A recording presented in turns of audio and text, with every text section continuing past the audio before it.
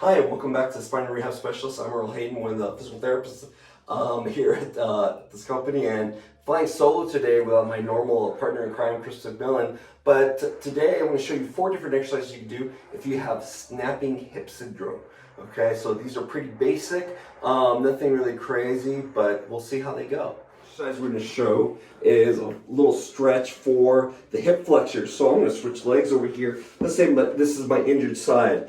So want this side down. I have a big, nice little Eric's or foam pad here to give me some cushion for the knee. Now we want to try to loosen up these muscles here on the front of the hip. And the way I'm going to do that is I'm in this half kneel position. I'm not sticking my butt out. I'm kind of curling them in like this. And in that position, you should start to feel a little stretch right here through this part of the hip, running down the thigh. If you need a little bit more stretch, you can push the hips forward. So don't arch, just push the hips forward. If that becomes extra easy, then what you want to start to do is bend that back knee. So the one that's down, and just gradually chasing that motion.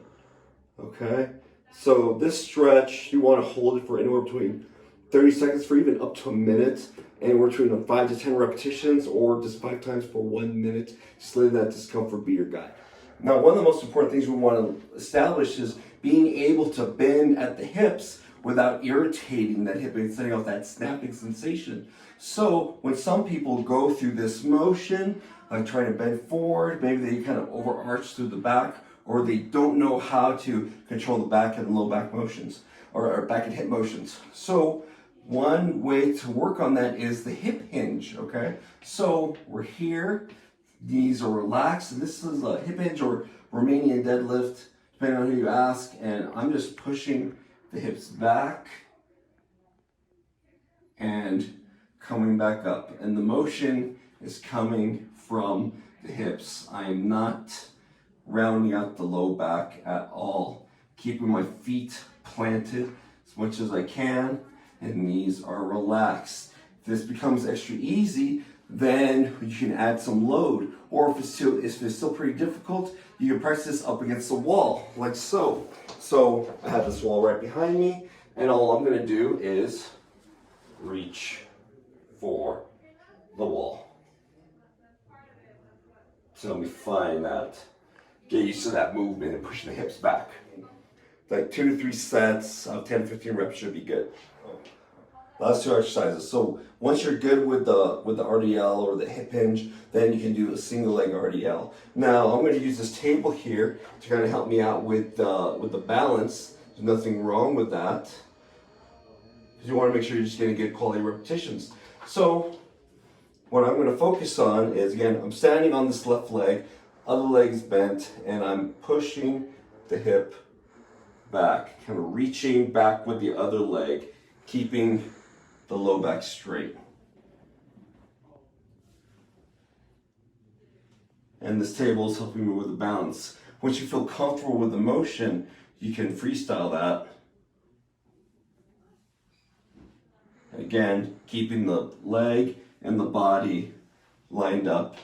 2 to 3 sets of 10 to 15 repetitions should be good. And of course, if that becomes too easy, you definitely add some load to that. The last exercise I'm going to show you is the one we've shown plenty of times on here, is the trusty clamshell exercise. So again, laying on your side, bust out your little model pose. Everything's lined up from shoulder, hips, heels, toes are pulled up. That's one of the most important parts. And then making sure you don't rock yourself back, just lifting up the top leg. You should feel that working right here through the side and back of that hip. Again, don't twist yourself back, just lift up the knee. And you could do just regular repetitions like that, or if it becomes too easy, you could do a 10 second hold. Or if that's too easy, you get a resistance loop, put that round above the knees and give you some more tension on that, and really feel those glutes start to fire. Anywhere between, 2 to 3 sets of that, of 10 to 15 repetitions, that should be good. Those are 4 different exercises you can do if you have snapping hip syndrome. If you have any more questions on that, please make sure to check out our video tomorrow where Anthony and Harry are going to go over more more over this injury, how it happens, and more about how we can help you with this type of stuff here at Spine and Rehab Specialists.